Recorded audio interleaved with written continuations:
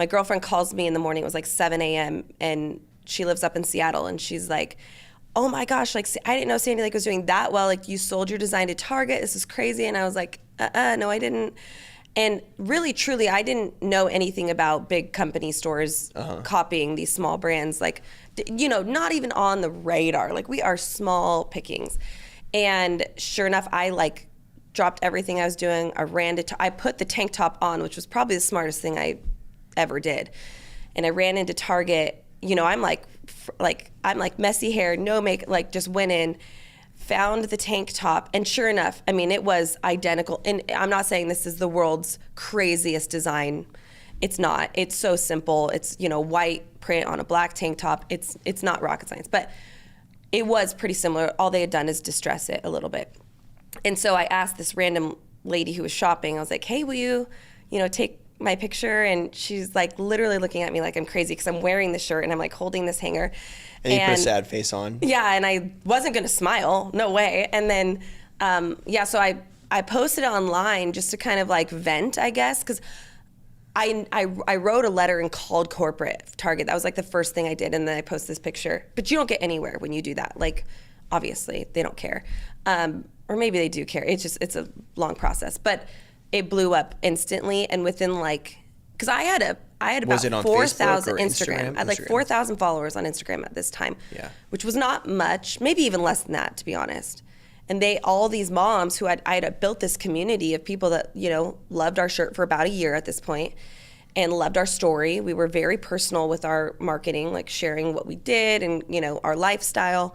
And they all kind of rallied. And so it instantly got all these comments. And within like 2 hours, ABC News, local to Portland, had commented. And she said, can I get your phone number? And by that evening, the local news, ABC, I think it was ABC, was at our house and did a nighttime story on us in our garage. And they labeled it, was it like a David and Goliath type story, like stay-at-home mom making shirts in her garage versus Target was like the first headline. And then by the next night, national ABC picked it up. And then it went I had Fox News on my door, like trying to get in my house. Like it went crazy so quickly. And the national news picked up the same night or the following day? It was the following day, yeah. And I never realized how close that connection to your local news to national is. If it's a good enough story, they'll latch on to it really quickly. And by day 3, we were on the Today Show live. They wanted me to fly there, which I was really excited because I'm a big Today Show fan. And the same day or the day before, there was a really big train crash in Pennsylvania or something. So there was no way we get her here. We have everyone going there. But anyways, I ended up live Skyping back when Matt Lauer was on the Today Show. And, wow. And Al Roker gave me a nice compliment at the end. I was like, yes. It's the best day ever. And what happened after that all that notoriety? I mean, insanity on both sides. I mean, we had orders through the roof, so much so I was ordering, at this point I was using alternative apparel women's tanks for this design, and then American Apparel children's tanks. And it wasn't a men's design as well? We had a men's, but it just didn't sell as well. Yeah. And alternative apparel ran out, so I'm now looking everywhere I can for replacements that look similar.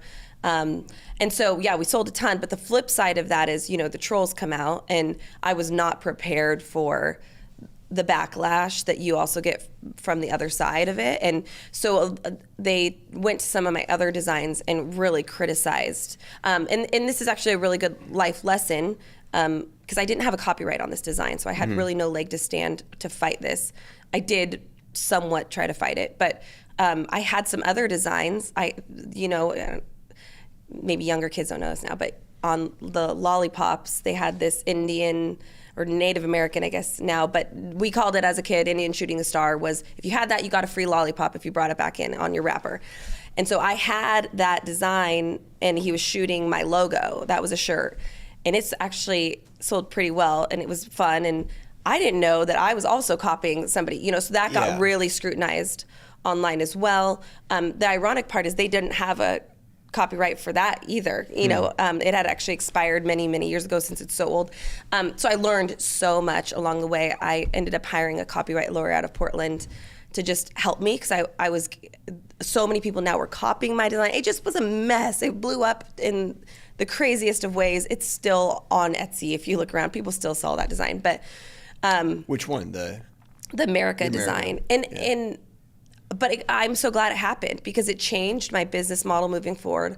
And I was able to help other brands. They immediately all started asking me questions like, well, how did you learn to protect your stuff now? And so then I kind of moved into this separate thing of like, okay, I'm going to help everybody so they don't go through exactly what I went through. And if it does happen to you, you can protect yourself and you can make something. Because I couldn't go after Target or the company that made the shirt and sold to Target. But, you know, they felt pretty bad about it. They offered me a job. They asked to buy Sandy Lake. There was all these things that happened. But because they looked like the bad. Right. They wanted to like make it right. Target did take the shirts out of their stores almost immediately, which was pretty cool. I had all these moms all over the country filming themselves trying to buy the shirt, and the front counter desk, the checkouts were like, no, we can't sell it to you. We're trying to pull all of them. And so it was pretty cool. I mean, but I learned a lot. I mean, it changed who I was from then on, and made me a better decorator, and it made me it made me realize how cheap it is to protect your art. The followers and the social media it really just started snowballing. You know, when I posted that first video, it was really just to showcase something that I thought was cool that other people could learn from. It wasn't really, you know, I didn't post it thinking, oh, this is a great business idea, or I really want to, you know, pivot my business and get into screen printing. It was really just an idea that I thought was cool and wanted to share it with people. So as that video went really well and people were asking questions, it just was really people asking questions, and I wanted to help them. And so it just kind of snowballed from there, and I'd get other questions. And so I would go out and learn more of the process so that I could help that person. And it was really just to continue learning myself. I was really excited about what I made, and I wanted to continue making more things. And so I was just publishing videos as I was excited about this process and what I was figuring out. So it wasn't for a while that I, you know, really looked at it as a business opportunity. But there were some moments where, like, I got a call from a big brand, and I was like, whoa, you know, they want to work with me on a video. And who's that big brand? I got a call from Hobby Lobby, a place that I had shopped for a long time, and they wanted to work with me. And I was working with Speedball products and reached out to them, and they wanted to work with me.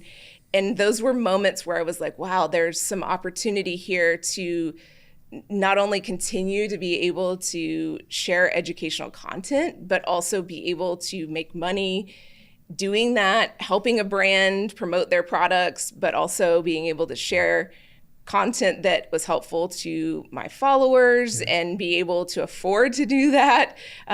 So it started to evolve into something that I could afford to do and spend my day creating the content.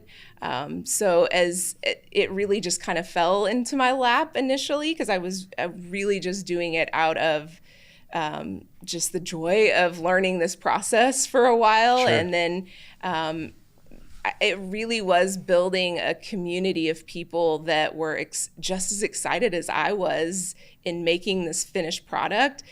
They were excited, I was excited, and so we just kept, you know, experimenting with different methods and different techniques, and it was fun to create. It was fun to post videos and see what people thought and hear feedback from people who had tried it, and then getting comments and feedback on questions people were having on what was working and what wasn't. It was just giving me a challenge on trying to help troubleshoot some of that. And really that's just what's kind of kept me going this whole time. And then the fact that I was able to, work with brands and that allowed me to do this full time was just, a bonus in all of that. So we were one of the first companies to actually be able to buy from Under Armour. So we were buying 150,000 of inventory, bringing it in, and then we would go out and sell it to corporate accounts, Capital One, any big company that wanted to Because you're in co-brand with Baltimore, Under Armour. on Under Armour's in Baltimore. Did you know people there to let you do that, or did you? Yeah, but so my one partner at the time, he had a connection with Under Armour, and that's kind of how we got involved.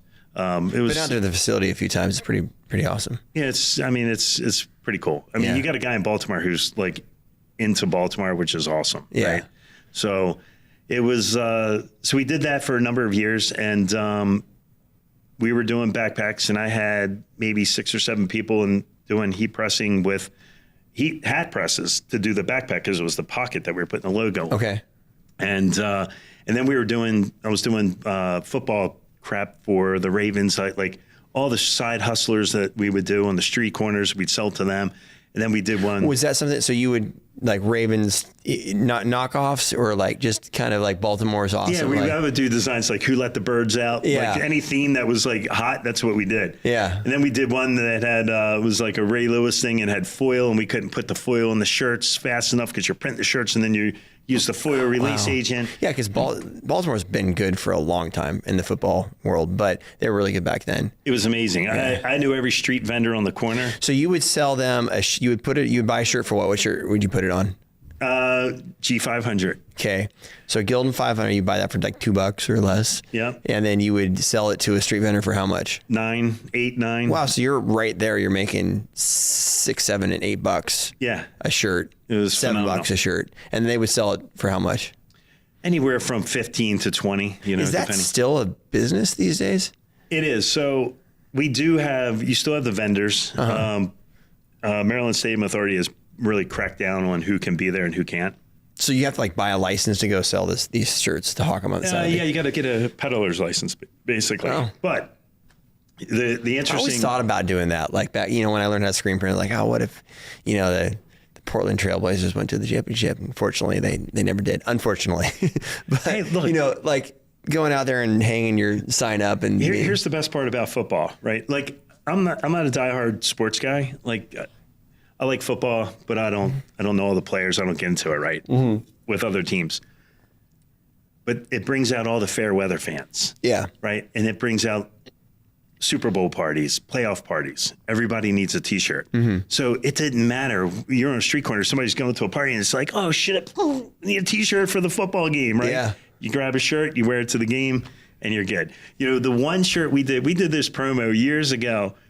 It was before I went to CNA, and we partnered with, well, we didn't really partner with 98 Rock, but we had brought out one of the DJs from 98 Rock, and we had this car dealership up on the corner, and I had taken a skid and I spray painted it real big on it, Pittsburgh Sucks T-shirts, and I had an arrow, right, and it was going down, and I nailed this thing to the telephone pole, right, that was up on the corner.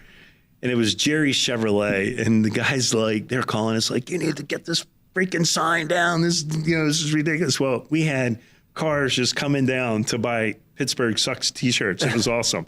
Black shirt, purple print. Did you do that on your own, or did you work with a vendor on that one? No, that was on our own, right? That was Wow. that was with my partner at the time when we had just 6 Year Graphics. And we're printing shirts and selling shirts right out of the back shop of the door, right? So we had our bay door up. We had somebody out there. People were driving up in their car, and they're like, "Hey, we need 5 T-shirts." All right. And then back then it was all cash. It was like, wow. It was so cool. It was like that was one of the coolest things. So yeah. But look, this business has been really good to me. I mean, it allowed me to buy a beach house and and do a lot of different things.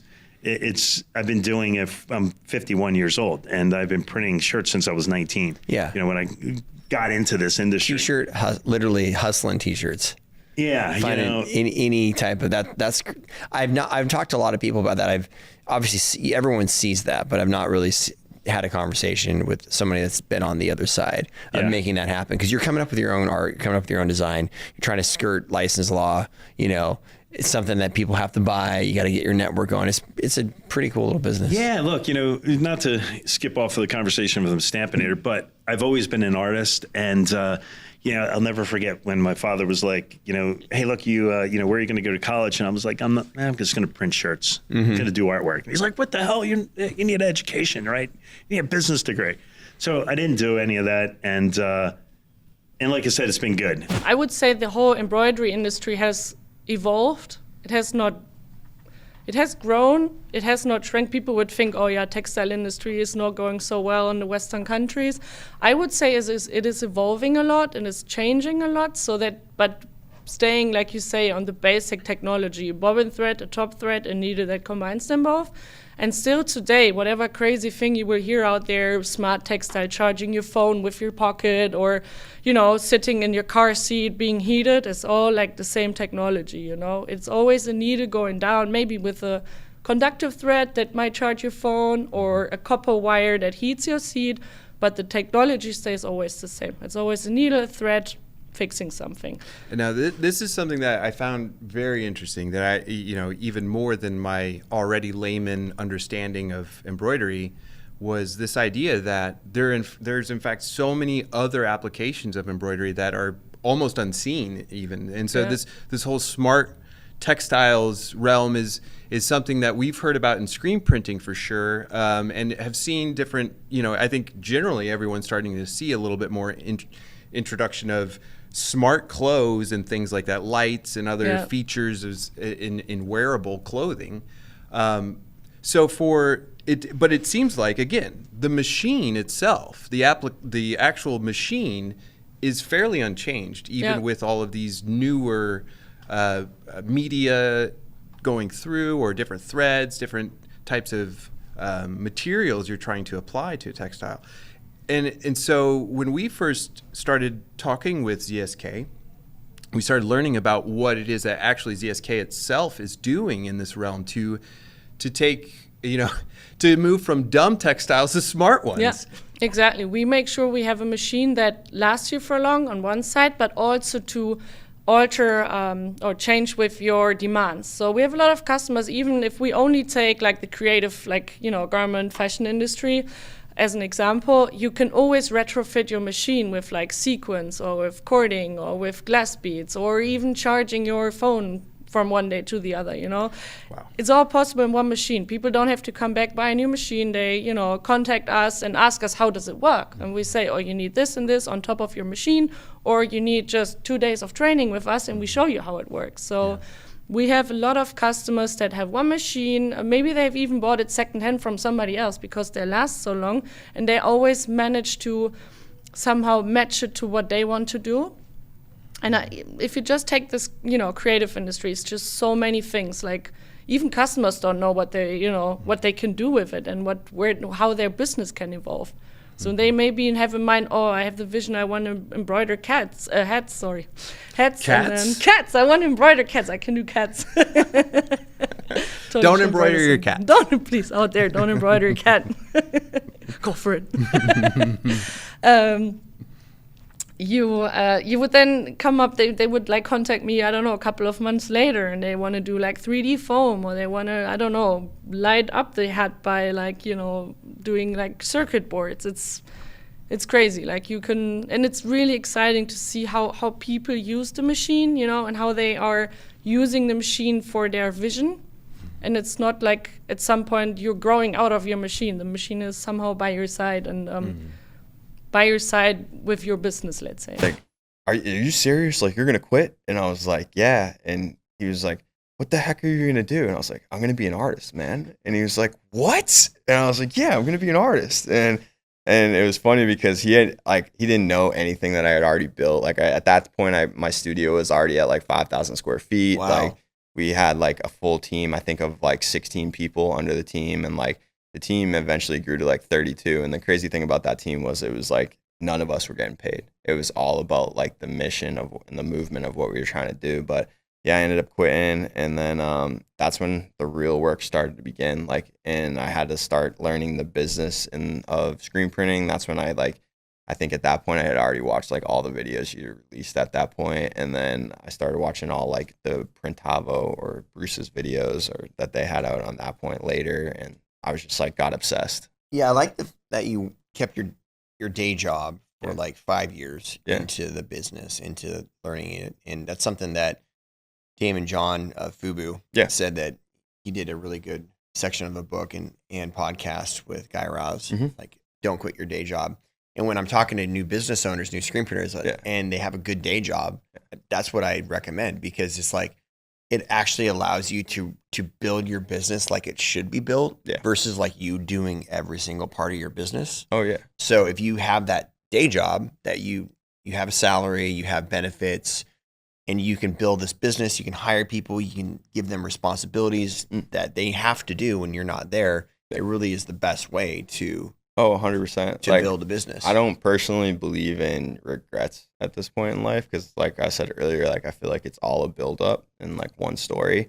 But yeah, I would even attest and say I left too early, and that was after 5 years because when we had a thing with like, because then you became well, not only that, it was like when I had the team and stuff, like the one, it forced me to have to do it all. And then, but the other thing too is with the team is like, we used to have a Monday night meeting where the whole team would come and I'd basically just give a TED talk to them every Monday. And it was funny because I used to always tell them, and the saying I would say is your day job supports your night job until your night job becomes your dream job. And then guess what? You start it all over again.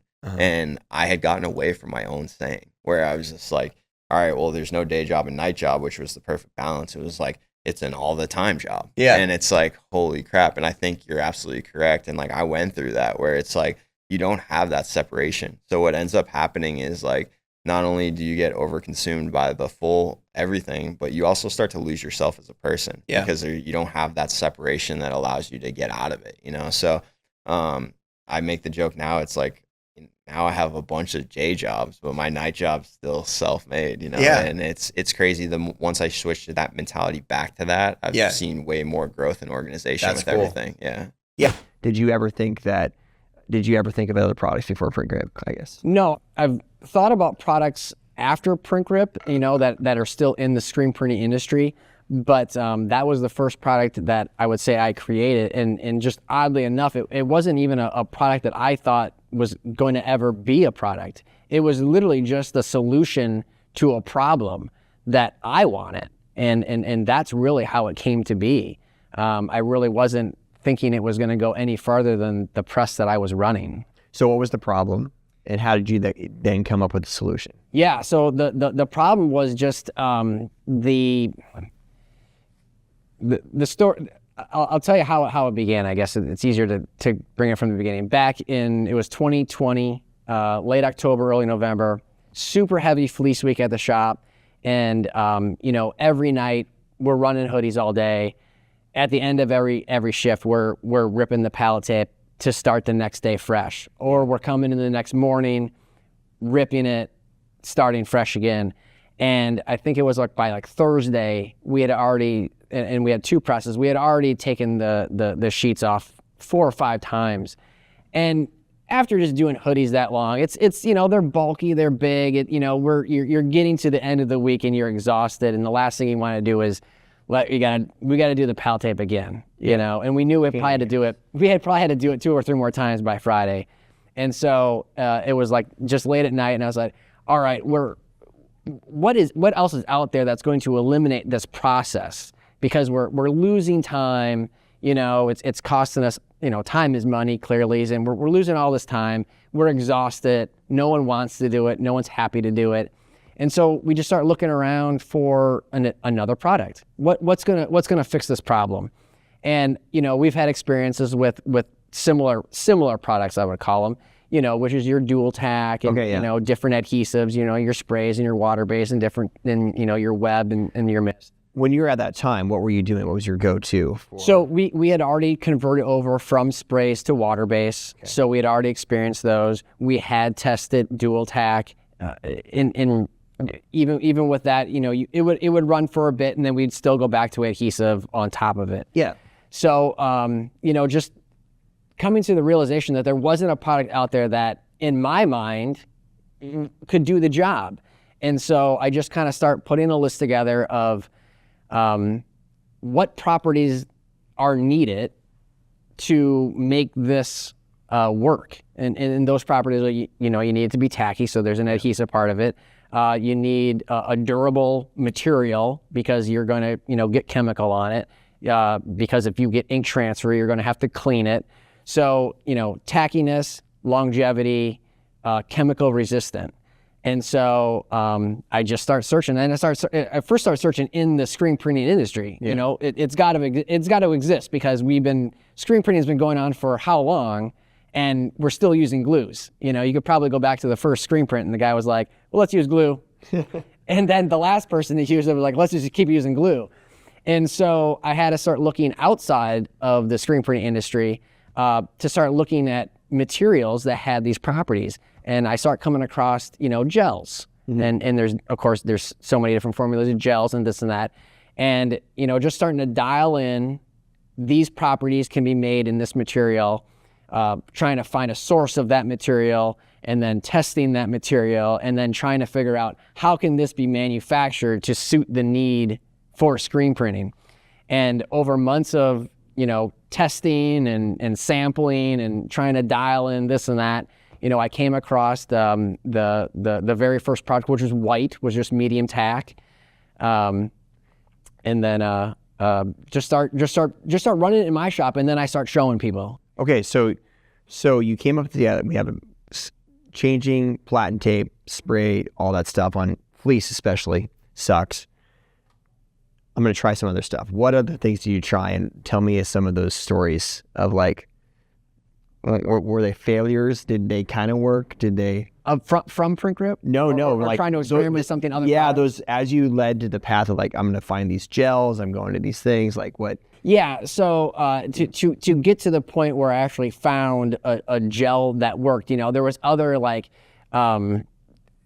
different kinds of like industrial tapes, like, you know, that, you know, I would try to like, you know, take like 2-inch tape or 3-inch tape that was double-sided, like, you know, like a 3M type product. And I was like, you know, taping the boards up, you know, but then all these products had the same problem. It was an adhesive applied to a material. Yeah. Either that material being like a vinyl type or that material being a paper type. You know, nothing could hold up. Like, I found some materials that had the tack, but I never found a material that could take a chemical. Yeah. You know, and then so you'd be in the same situation again. It's like, I got to, you know, yes, it's holding, but I got to rip this off when it gets built up. You couldn't clean it. So yeah, so just a lot of different tapes, all these different variations of tapes. So you're there on a platen, like putting different lines of tape on, like just all night. What point in time were you like, I think I have an idea, this could be a product? So it wasn't until I finally got a product that I worked with a manufacturer that were able to get it in sheets. I was able to sheet it so I can mount it onto the press. And I remember the first time that I tested it, and, you know, I remember going to my graphic designer and I was like, you are not going to believe this. Like, it works. Her name was Brenda, and she was great. And I was like, it works. I was like, it works. Like, you were not gonna believe this. And I was like over the moon, you know, with it. And so we ran it in the shop. We were probably running it for, you know, I don't know, a handful of months. And then I showed it. I took it over to a buddy shop, and showed them. And I was like, dude, check this out. And they were like, oh, it doesn't work. I was like, no, it totally works. You gotta try it. They tried it, and then, just over time, just kind of like, I was kind of real nervous to show a lot of people, because at this point it wasn't like I couldn't really sell it, because I wasn't manufacturing it. I had a handful of material to make it. I was still manually cutting it, you know. And so it wasn't until I got to the point where I could get it in a form that I could actually manufacture, and then I was like, okay, like, this can actually be a product.